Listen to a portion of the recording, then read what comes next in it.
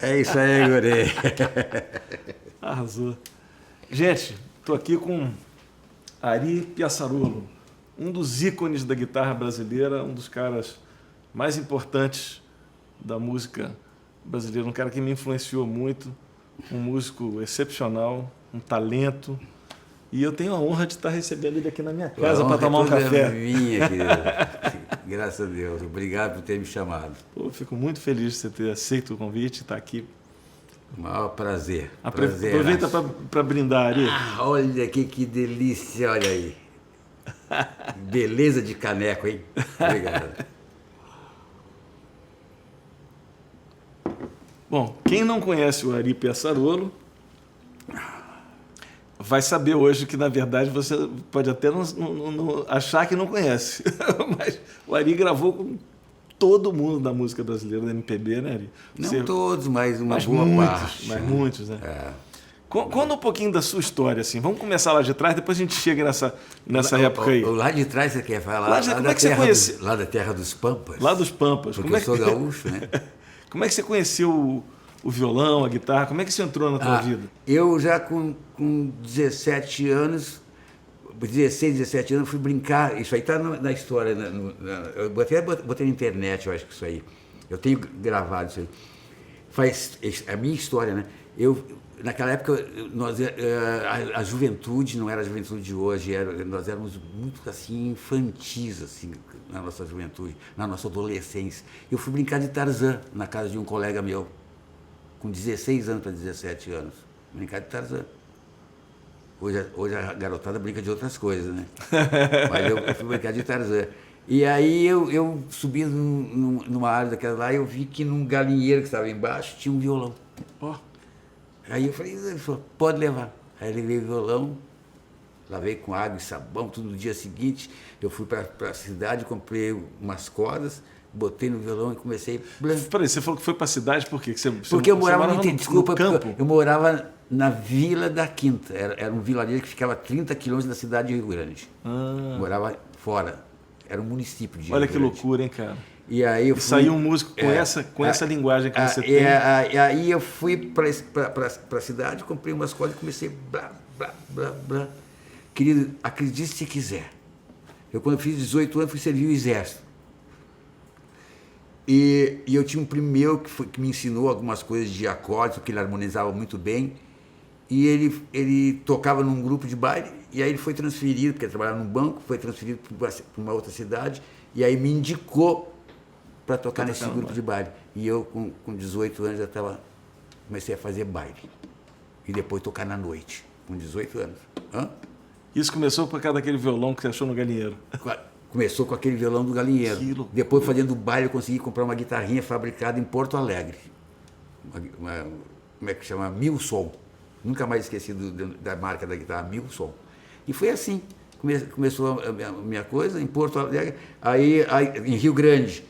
Aí, daqui a pouco, eu fui morar em Santa Vitória do Palmar, estudando sozinho, aquela coisa. E tinha uns colegas meus que tinham um disco de jazz, eu escutava muito já na época. Eu gostava muito de escutar Jim Hall. Olha. Foi daí que veio a minha... O Yes Mongol foi bem depois, mas o Jim Hall eu já escutava no meu início. Já. Olha só, hein? Na guitarra. O Jim Hall tem uma linguagem bem minimalista, às vezes. É fraseado, lindo. Fabuloso, né? É lindo, né? O jeito que ele toca é sensacional. Então foi assim o meu início. Aí eu fui embora para Porto Alegre, e aí, tocando na noite, o pessoal começou a gostar de mim tocando na noite. Daqui a pouco eu fui contratado por um grupo bom para cá, era o melhor grupo que tinha na cidade, para acompanhar o Luiz Vieira, cantor. E aí fiquei uns 2 anos em Porto Alegre fazendo esse tipo de coisa, e os colegas meus, guitarristas, falaram, Ari, pelo amor de Deus, você já está tocando muito legal, não fica aqui, porque senão você vai ser mais um de nós aqui, que não vai sair disso aqui, vai embora. Aí foi que eu fui embora para São Paulo. Tinha muito trabalho em São Paulo à noite, muito. Eu trabalhava num grupo, eu tinha um carro importado, caramba, ganhava uma boa grana num grupo de baile. Falei, mas não aguento mais ficar aqui, eu quero outras coisas na minha vida. E o que eu vou fazer? Vamos embora para o Rio de Janeiro. Aí falei com o Paulinho Braga, ele falou, pode ir lá para casa. Falei, eu estou uma semana na casa do Paulinho Braga, daqui a pouco ele falou, tem uma coisa boa para você. Eu falei, o que é? A Elis está entrando no estúdio para gravar o disco dela, e eu falei a teu respeito, ela disse que quer te testar. topo. Falei, topo. Aí fui pro estúdio, chegou lá, peguei a guitarra, a Elis lá, aprovado. Quando saiu o disco da Elis, meu cara, todo mundo queria saber quem era aquele Ari Piassarolo, guitarrista que estava com a Elis. E aí começaram a me chamar para gravar. Aí virei músico de estúdio, porque, pô, gravava legal pra caramba. Semana inteira gravando. Aliás, tem uma guitarra sua, uma introdução na música do Djavan, que é famosa, né? É. Sim. Como é que é essa música? É o Cerrado, né?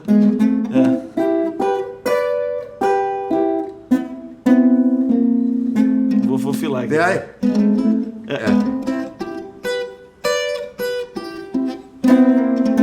Boa, né?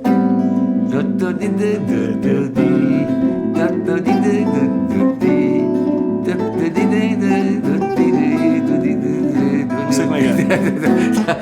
Mas é isso aí. Não sei como é que é. Essa música é boa.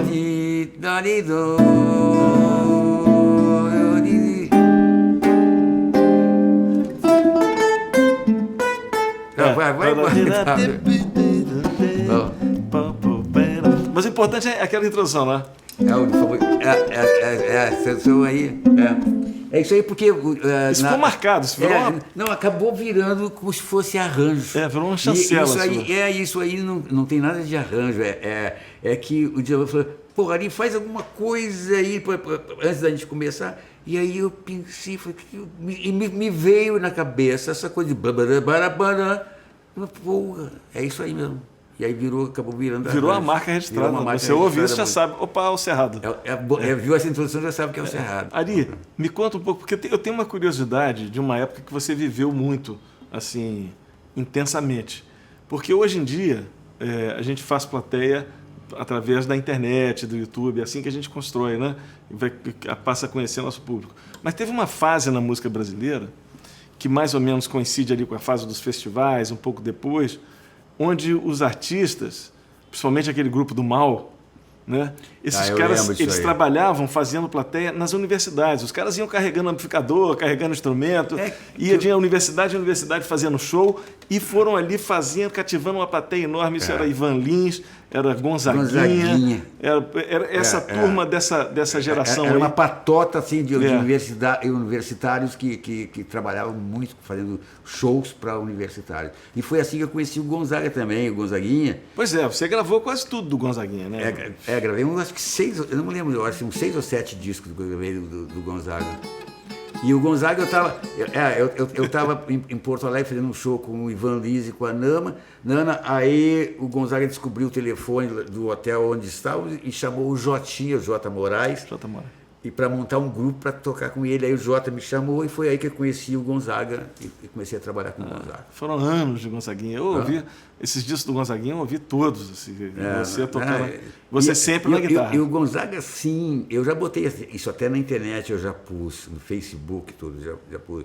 Que as pessoas, muitas pessoas tinham uma imagem totalmente diferente de quem era o Gonzaga como ser humano, como pessoa. Uma imagem distorcida, porque ele era muito chato para algumas coisas, muito exigente, entendeu? E uma pessoa muito altamente politizada e tudo, então ele tinha uma cabeça diferente do resto do pessoal. O pessoal achava que ele era... E achavam que ele era drogado. Era uma outra coisa, que não era. O máximo que ele tomava era um vinhozinho. O que eu ouço do Gonzaguinha, a minha imagem do Gonzaguinha, foi a imagem do Pascoal Meirelles, que tocou com vocês nessa banda. Claro, fui eu que coloquei o Pascoal lá. Vocês tocaram nessa banda há anos, né? E o Gonzaguinha, o Pascoal me contava assim, que o Gonzaguinha tinha uma coisa com cachê, que ele não pagava um cachê fixo. Ele pegava assim, o cachê do show, rachava no meio, metade era dele, metade era com a banda. Ele tinha uma certa... Ele caía meio assim na antipatia dos seus colegas, cantores e compositores, por esse sistema que ele tinha. Porque acabou vazando isso para os músicos todos. Pagava muito mais do que a média. E os músicos todos caíam em cima dos cantores. Pô, o Gonzaga, pô, vai lá e paga... tira do dinheiro dele, é como se fosse assim... 40% para eles, eu não lembro se era 40% para ele, 60% dos músicos, ou 60% para ele e 40% dos músicos, mas era uma coisa assim. Mas era um bom dinheiro que se ganhava por show. Não era coisa de tabela, não. Era muito mais. Muito mais dinheiro. É isso que eu conheço dele, que ele era muito generoso nesse sentido, né, com a banda, pagava sempre muito mais do que a média dos bem músicos. Mais. É bacana isso, né? Muito bacana. Quem era a banda na época? Era você, Jotinha? Era o Jota no teclado, Paulo Maranhão no baixo, Pascoal na bateria e eu de guitarra. Depois eu sofri um acidente e aí eu fiquei 7 meses, que é bom saber, fiquei 7 meses sem tocar, recebendo como se estivesse tocando. Olha que bacana. O Gonzaga me pagava todos os shows. Que bacana isso, hein? Eu já botei na internet isso também. Isso é importante falar. Já botei na internet isso aí, que o Gonzaga era uma pessoa diferenciada de todos que eu já conheci, porque eu nunca vi nenhum cantor da vida fazer isso de ficar pagando música, ajudando um músico numa hora crítica. Na verdade, a gente tem que ser justo. Eu conheço um caso do Ivan Lins que fez isso pelo Nema. O Nema estava operado, ficou 4 meses mais ou menos sem poder tocar. Então pelo menos mais um, mas é uma todo coisa... Todo show que tinha, o Ivan mandava o cachê do Nema. Então, mas isso é uma coisa meio rara acontecer. É por isso que eu botei na internet isso. Muito bacana. Que o Gonzaga assim, me marcou muito por essa coisa, desse carinho que ele tinha com todos os músicos. Mas aí quando você parou, entrou o Fredera, foi isso? E aí eu parei, ele tinha muita amizade com o Fredera, e aí ele falou, eu posso botar o Fredera aqui até você voltar? Botou e acabou. Ficando também. Quando eu voltei a tocar, ele falou, Ari, vai ter problema? Eu falei, não, pode deixar o Fredera. Depois tive problemas com ele tocando e tudo, porque ele era muito... Depois a gente acertou isso aí, mas... Cheguei a trabalhar meses e meses sem falar com ele, sem coisa nenhuma. É mesmo? Porque ele era muito, assim... Eu posso até te dar uma explicação. Uma das boas coisas que eu tenho musicalmente é a minha maneira de conduzir. Não só harmonicamente, como ritmicamente. E eu pedia para o Fredera, porque ele usava aquelas guitarras com distorção. A onda dele era diferente. Para fazer os efeitos. Pô, maravilhoso. Que era bacana, assim. Mas ele tinha mania de entrar, na hora que eu estava harmonizando e swingando, ele tinha mania de botar a guitarra dele em cima da minha guitarra. E eu pedia para ele, pelo amor de Deus, para não fazer isso, que ficava entrando em choque comigo, que estava me atrapalhando. E não adiantava, porque ele insistia, e nós começamos a entrar em atrito, até de quase se pegar no pau, por causa desse tipo de coisa. Depois, mais lá para frente, ele me pediu desculpas, perdão, eu era idiota, e caramba, você é um puta do músico, eu queria vir pôr a minha guitarra. Na verdade, agora eu vou falar de quem está ouvindo de fora os discos. Eu gostava muito de ouvir essas duas guitarras tocando completamente diferente nos discos do Gonzaguinha. O lance dele, quando ele botava aquelas coisas, aquela guitarra dele, fazia como se fosse um cello por trás, tudo, era bonito. Era muito bacana. Eu, como ouvinte, ouvindo os discos do Gonzaguinha e ouvindo a tua guitarra, que era uma guitarra limpa, né, com som mais jazzístico, e a guitarra dele, ele usava até uma SG, aquela que tem uma SG. Tocando uma onda... diferente. De pegada mais rock and roll, com distorção e tal. Cara, eu achava aquilo lindo, vocês dois tocando. Eu falei, que bacana, duas guitarras convivendo assim, harmoniosamente. Eu achei que era harmoniosamente, agora eu vi que nem tanto, né? Não, eu acabei de falar, tinha momentos bonitos. Ele só me incomodava quando tinha as coisas mais de samba e tudo que eu queria swingar, e ele metia aquela guitarra dele, com aquele som distorcido, caramba, em cima da minha guitarra, que me incomodava. Era isso aí. O Jobim falava, antigamente ele falava assim, que a saída para o músico brasileiro era o aeroporto do Galeão. Do Galeão, né? E você me contou que quando você foi para lá, você fez uma música. Com esse sabor quando eu fui para lá, eu fiz sabor de saudade, né? Exatamente. Como eu estava viajando, eu falei, eu tenho que fazer uma música, né? Porque eu estava pensando em gravar o disco. Falei, eu tenho que começar a compor, porque eu nunca fui de compor. Nunca tive o interesse em compor. Não tenho essa veia de compositor. Mas eu tenho que gravar o meu disco, e eu sabia que, se eu fosse gravar o meu disco para tocar músicas de outros, eu ia ter que pagar direitos e autorais, e o caramba, pedir permissão para as pessoas, uma mão de obra, filho da mãe, para então o negócio, e eu compor. E eu falei, como eu estou indo embora, então eu vou fazer uma música aqui, vou botar no ritmo de viagem. Foi a primeira música que eu fiz, o resto eu fiz tudo lá em Miami. E aí gravei meu Essa é a disco. sua primeira composição? Foi a primeira feita aqui no Brasil. Gravei o Jotinha até gravou comigo aqui na casa dele. Eu tenho isso gravado com o Jotinha. Começou aqui no Brasil isso aí. bacana. Depois lá nos Estados Unidos eu comecei a fazer mais músicas para poder fazer meu disco. Ari, então, primeiro eu queria te agradecer muito você ter vindo aqui. Foi um Pô, barato, foi bom demais e- poder estar contigo aqui. Querido, pô, a satisfação foi muito maior minha ter o privilégio de poder estar na sua casa e desfrutando dessa guitarra saborosa que o senhor toca, uma delícia. Obrigado. Sabe? Isso é por poucos. Opa. Sabe? O senhor tem um tocar de guitarra muito bom para o meu gosto. Obrigado, fico feliz ouvindo isso de você, cara que eu ouvi tanto na minha vida inteira. Muito obrigado. A gente podia fazer essa música Sabor de Viagem e aproveitar que teu filho está aqui. Gente, o filho do Ari está aqui, é músico, Maurício Sim, Piaçarolo. Mas vamos ter que esperar um pouquinho para montar o teclado dele. É, Isso a gente vai- Então, gente, aguarde um pouquinho mais, que vai ter que preparar o teclado aqui. Então, vocês vão conhecer o meu filho, que eu já botei na internet, que eu tenho 2 filhos lindos, que é ele e a irmã dele. Esse aqui é babão, já vi que é babão com não, o filho. eu já falei, né? Que eu sou um pai feio, mas pelo menos eu consegui produzir 2 filhos bonitos. Tá bom? Então vamos tocar com o Maurício, vamos fazer o som.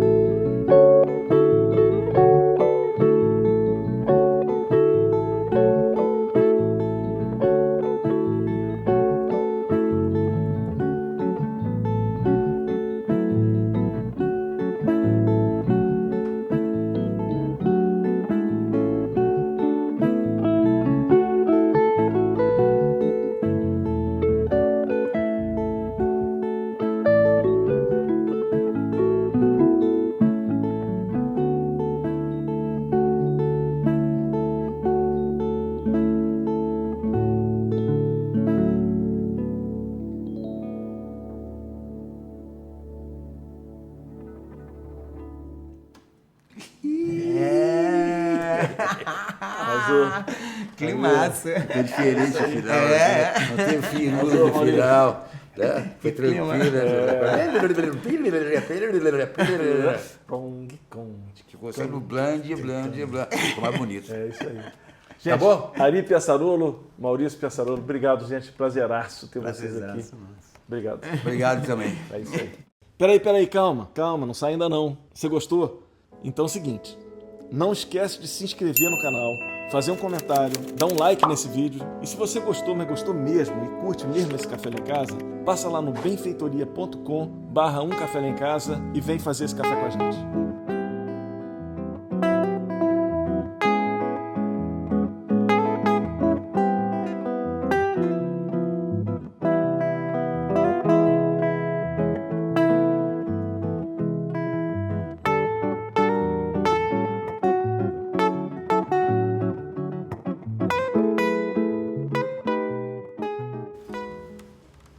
Você não vende essas coisas para alguma entidade dessas aí, não?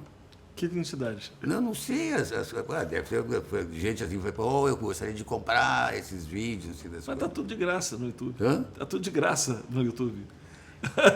O cara...